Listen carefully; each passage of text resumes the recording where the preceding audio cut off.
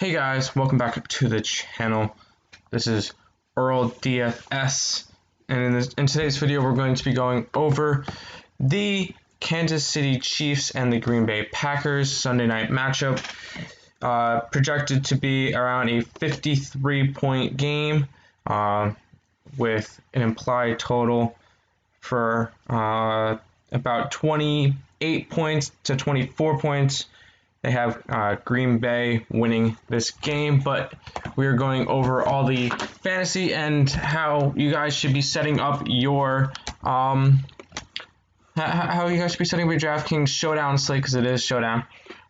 If you guys have not played Showdown, it has a captain, which is 1.5 times more expensive, also gets 1.5 more points, and then it has 5 flex positions. So you got to build your best 6.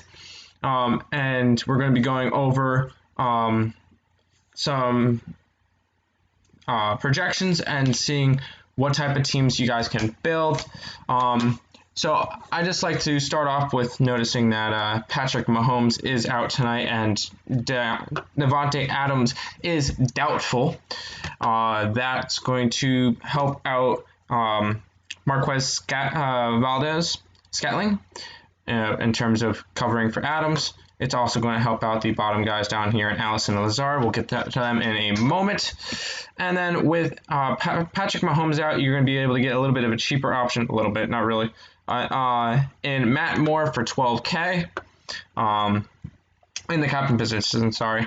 Matt Moore is normally $8K. But let's go ahead and jump into the quarterbacks. Aaron Rodgers is the highest projected player in the slate. Obviously, he's actually 0.1. I'm going off of different projections. My projections are off, my projections are off of Rank Fantasy Sports. If we go here, Rank Fantasy Sports, link will be in the description below. That's where we're getting all of our stats and everything for this. But Aaron Rodgers is projected around, that's pretty close to what he's projected. And honestly, if you're going to win the slate, I think having Aaron Rodgers is going to be an important decision. Even though he does not have Davante Adams, he does have Scantling. Allison and Lazard played pretty well last week, so expect to see something from them as well. So Rodgers is a must play. Whether or not he's in the captain position, I don't see that as a necessity. I'd rather have a cheaper player so you can get more. So I'd rather have Rodgers. And if you do play Rodgers, you're going to want to put in Hartman and Allison. Maybe even like Allison in your captain position or something like that in that nature. But Rodgers is definitely going to be in the winning lineup tonight. Tyreek Hill is an interesting position. He is projected around 15 points, which is basically what we have him here.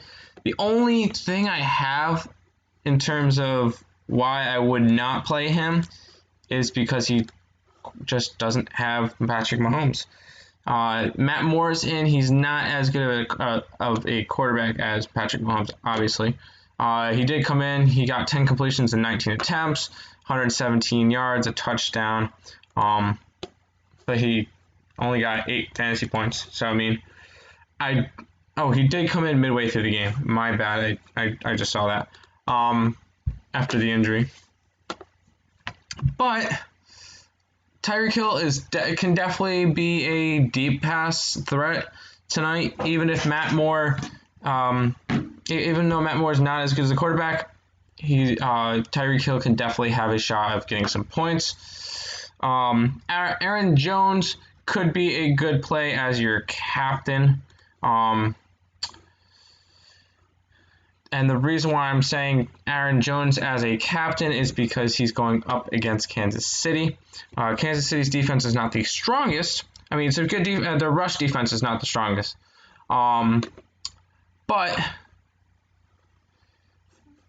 most likely Green Bay will be going up a little bit early because they have Rodgers. They have they just have a better offense altogether at the moment than Kansas City, which is kind of crazy to say in the beginning of the year. If Adams was out, that you would actually say that, but Kansas City without Patrick Mahomes is not a good offense. So Green Bay should go up early, and you should see Aaron Jones running the ball a bunch. But Aaron Jones should be in your captain. I would probably put more Green Bay players in than Kansas City, to be honest, just because they are projected to do a little bit better. Another option is Travis Kelce. Travis Kelce does not have Mahomes as well, but he could be a comfort blanket for Matt Moore, just getting the check down passes.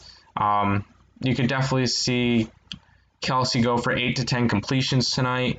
That alone would be good, and if you can get a touchdown, that would just be icing on the cake. Kelce is probably a good option. Probably as a flex, not a captain. I do not see him as a valued captain for tonight. But he's definitely a good option for tonight. Matt Moore, he's going to be hit or miss. 8K is not bad for a quarterback. Especially if this is a high offensive game, you're probably going to get Matt Moore and Aaron Rodgers in your lineup along with Tyreek Hill, Kelce, and you could even scroll down to Sammy Watkins, which is only going for 5.8K. He's projected around 10. On our page, he's projected around 10-ish, so you never know. But Matt Moore, play him if you want to. I probably will not play him as much as other players. I'm probably going to be setting up a bunch of lineups tonight, so he'll probably get into a little bit of my lineups, captain one or two, but I don't see him as that important. We got Valdez-Scantling. He is going to be probably the main target for Aaron Rodgers tonight, so I would highly recommend putting Rodgers and Scantling together, just so that you guys can get the reception, just so that they correlate very nicely. So if you're going to stack Green Bay, that's going to way to do it. LaShawn McCoy will be the main running back for Kansas City tonight. He is projected around 11 to 12 points. You'll probably see him get a bunch of carries. But the problem is if Kansas City goes down early, you're not going to see much of McCoy. But I do think McCoy will be a little bit active in the passing game as well. So McCoy's probably a good option. Only 6,600. It's probably a way to be able to build your team a little bit better. Jamal Williams, he is projected around 11. Yeah, 11.3. We actually have the same exact thing. But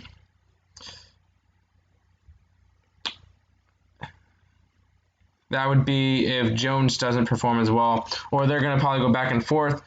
I would rather pay up a little bit Jones, but if you don't have the bank, Williams probably would be a decent option as well.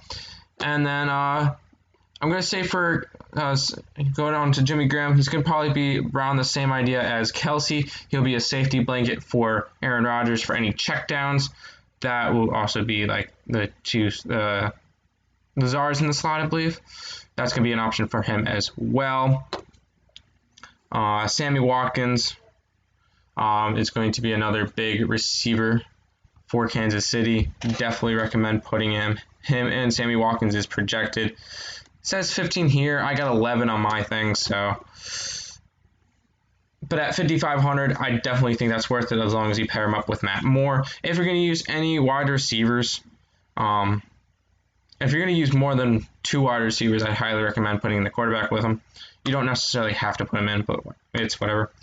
These two guys, we're not even going to talk about, Boyd and Shermer, because they're not going to play at all. Harmon will probably get a couple targets. I don't see him going off big. He is projected around 7.2 on my thing, 9.6. Not really a place I want to go. Allison and Lazar, definitely going to be going there because they are cheap options and they could definitely be a slate breaker. Allison's projected 12.1 or around 12, and Lazar's projected around 5 to 6. So I mean, I don't see it as I don't think it's good. No, I do think they're good options for how cheap they are. But if they were more expensive, probably wouldn't go there. But these two can definitely be an idea. Williams, he's going to be 4K. He's projected around 10, so maybe you might be able to get to him. I'm going to skip over the defenses. You're not going to bother with those. Williams 4K, definitely a spot to go to. If you wanted to save a little bit money on McCoy, they're probably going to be splitting time anyway, so it could be good. Robinson projected 10.3 here. I didn't put any projections for him on my thing because I didn't look at him. Last game, only 3 receptions on 5 targets. I don't see him getting much more than that tonight.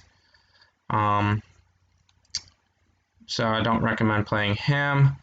You got the 2 kickers, which if you want to play them, definitely a decent option. Pringle could be an interesting option at 1K tonight.